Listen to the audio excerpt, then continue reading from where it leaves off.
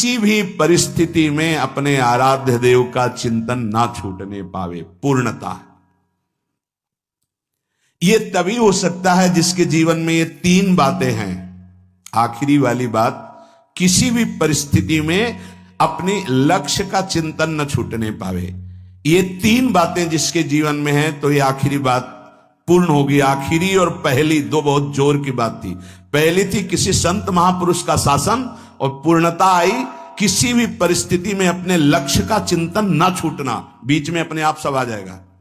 तीन बातें, पहली व्यवहार शुद्धि, दूसरी नियम निष्ठा, और तीसरी प्रतिज्ञा पालन। तुम चाहे जिस संप्रदाय के हो, जिस वर्ण के हो, चाहे जिस आश्रम के हो, और चाहे जो हो, यदि तुम परमार्थ के पथिक हो, ये तीन बातें नहीं है तो तुम्हारा पतन हो चुका है। पतन हो जाएगा नहीं, नाप लो, तुम्हारा पतन हो चुका है। पहला, व्यवहार शुद्धि। आपका जीवन किस मार्ग का पथिक है? बोले गृहस्थ। आप अपनी मर्यादा में, आपकी जो मर्यादा है प्रवृत्ति मार्ग की, उसी के अनुसार एक सीमा में रहकर आपका इंद्रियजन्य व्यवहार।